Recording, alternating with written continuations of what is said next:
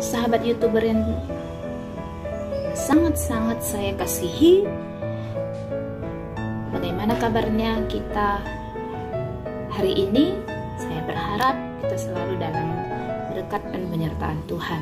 Saya mengucapkan terima kasih kepada teman-teman, sahabat semua yang selalu setia menonton konten yang saya kirimkan ke channel YouTube saya. Dan terima kasih untuk semua teman-teman yang telah mendukung dengan mensubscribe channel YouTube saya dan like serta memberi komentar yang positif kepada saya melalui kolom komen. Dan saya sangat bersyukur karena channel Citra Ayu Sri Payung sudah mencapai 663 subscriber. Jadi saya berharap tetap mau memberi masukan dukungan melalui channel ini. Semoga channel saya ini dengan konten-kontennya bisa memberikan semangat buat kita semua dan memberi motivasi yang positif untuk kita semua untuk semakin memandang kehidupan ini dengan cara yang positif dan lebih baik. Kalau dalam istilah sekarang dikatakan orang berlomba-lomba untuk negatif karena COVID ya, tapi tetap channel ini kita harus berlomba-lomba untuk hal yang positif. Bagi teman-teman yang belum mensubscribe channel YouTube Citra Ayu Sri Payung, boleh subscribe Citra Ayu Sri Payung supaya saya lebih semangat lagi dalam menampilkan konten-konten yang baru dan positif untuk kita semua.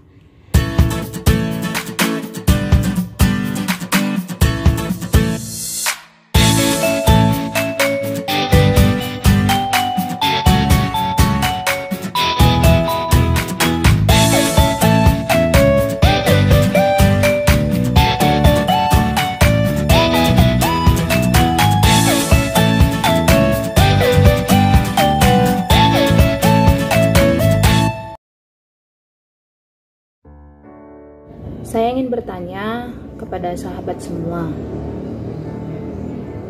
di antara kita adakah yang difabel? Kalau ada yang penyandang disabilitas, maka konten ini, video kali ini sangat cocok buat kita. Tapi jikalaupun teman-teman tidak penyandang disabilitas, boleh-boleh saja menonton video ini karena ini adalah suara hati seorang disabilitas dan mungkin teman-teman juga punya sahabat yang difabel. Video ini tentunya sangat berguna untuk kita semua. Jikalau ada teman kita yang difabel juga, tentu kalian juga semakin mengenal sahabat kalian tanpa harus menghakiminya. Tentu kita sebagai penyandang disabilitas, saya pribadi seorang difabel yang boleh dikatakan proficient atau disabilitas netra. Mungkin orang berkata atau sahabat-sahabat disabilitas yang lain berkata, kalau hanya low vision tentu itu tidak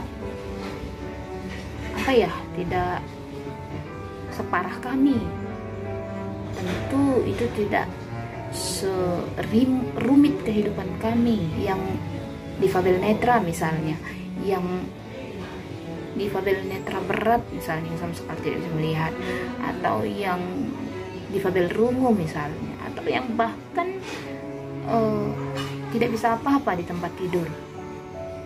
Nah, sahabat, tentu kalau sudah dikatakan difabel atau disabilitas, mau berat ataupun ringan dalam pandangan orang lain, tentu tetap itu akan mempengaruhi karakter kita sebagai penyandang disabilitas.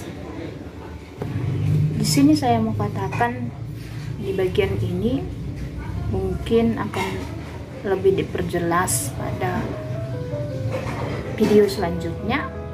Saya mau katakan Mungkin keadaan yang kita alami ini menurut kita itu adalah berat. Kita diberi sesuatu yang sangat istimewa dalam diri kita oleh Tuhan. Kita mendapatkannya dari Tuhan. Tandanya kita adalah orang yang spesial. Belum tentu orang lain dapat menanggung apa yang kita terima. Lama saya bergabung di salah satu komunitas gereja yang khusus melayani tentang penyandang disabilitas. Saya mendapatkan sesuatu hal yang sangat berharga. Saya boleh melihat orang-orang lain yang mungkin lebih berat pengalaman hidupnya. Saya melihat banyak hal meskipun belum keseluruhan.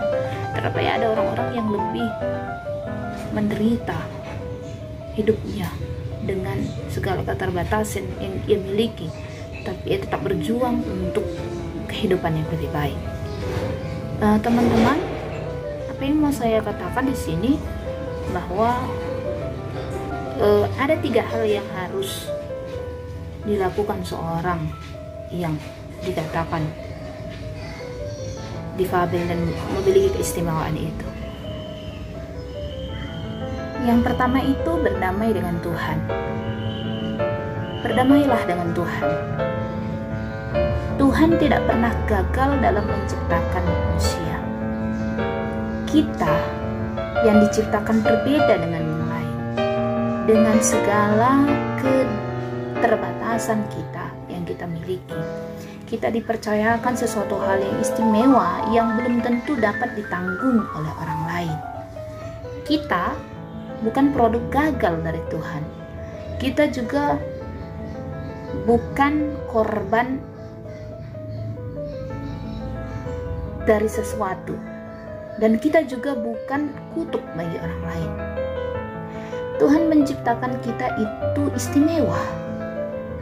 Baik yang dikatakan orang yang normal atau orang yang tidak normal sekalipun, kita diciptakan menurut gambar dan rupa Allah.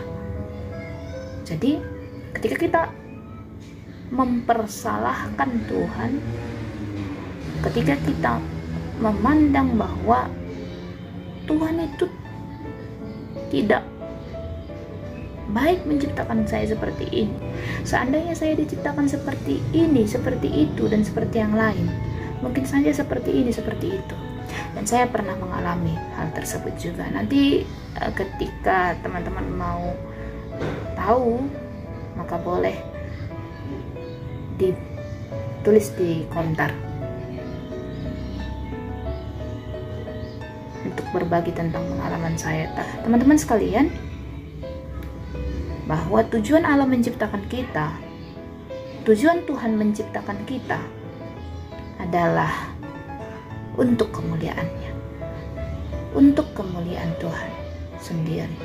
Tuhan ingin menyatakan kemuliaan-Nya melalui keberadaan kita di tengah-tengah dunia. Jadi pandanglah Tuhan itu secara positif.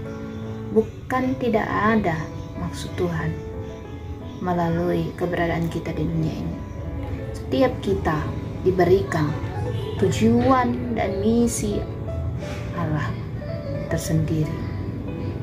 Tapi yang utama adalah bagaimana kita bersaksi bagi dunia ini tentang kebaikan Tuhan dalam hidup kita.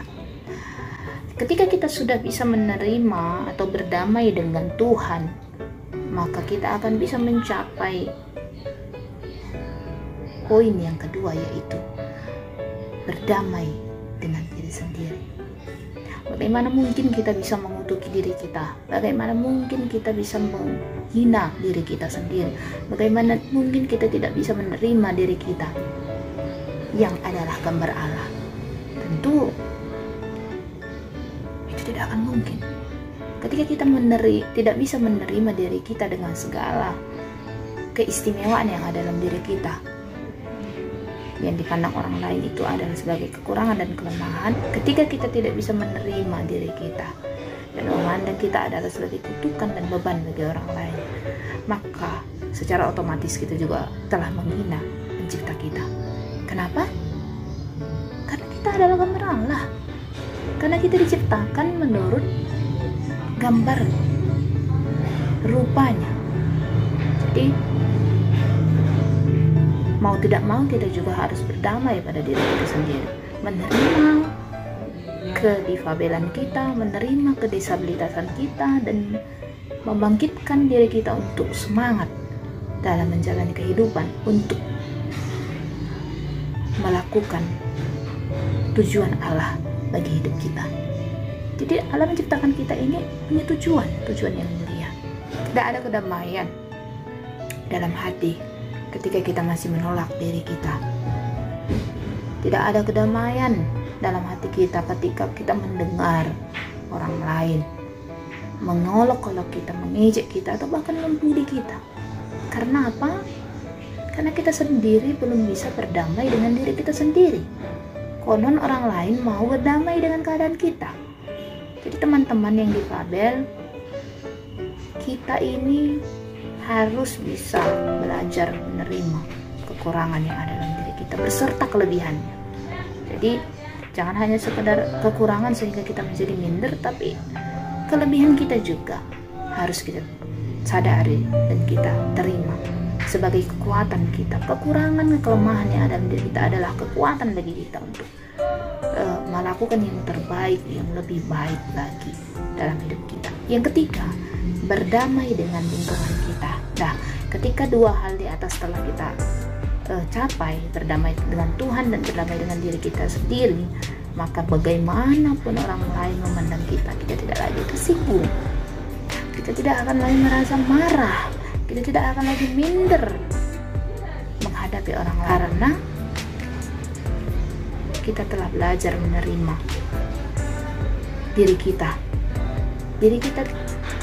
terhadap diri kita sendiri, diri kita terhadap Tuhan.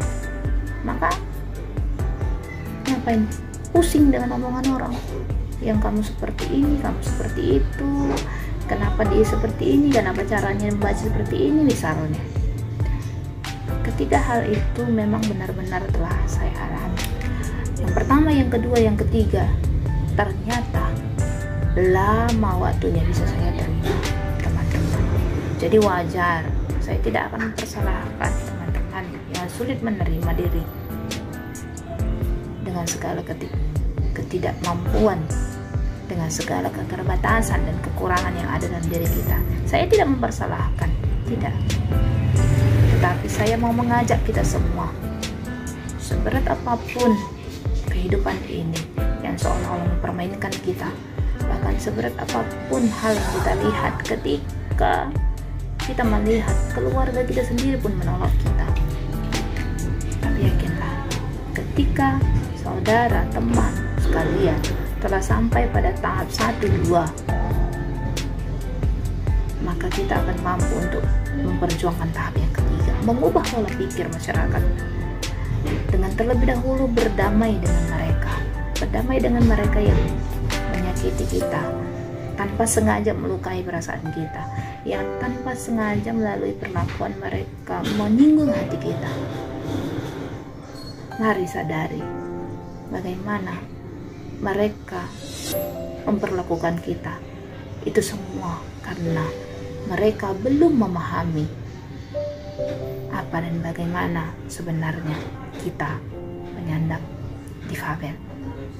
Untuk itu, sahabat semuanya, mari tetap optimis, mari tetap belajar menerima diri sendiri, mari tetap berdamai dengan Tuhan. Kita ini berharga di matanya, kita ini berharga di mata Tuhan, dan kita ini adalah berkat. Semoga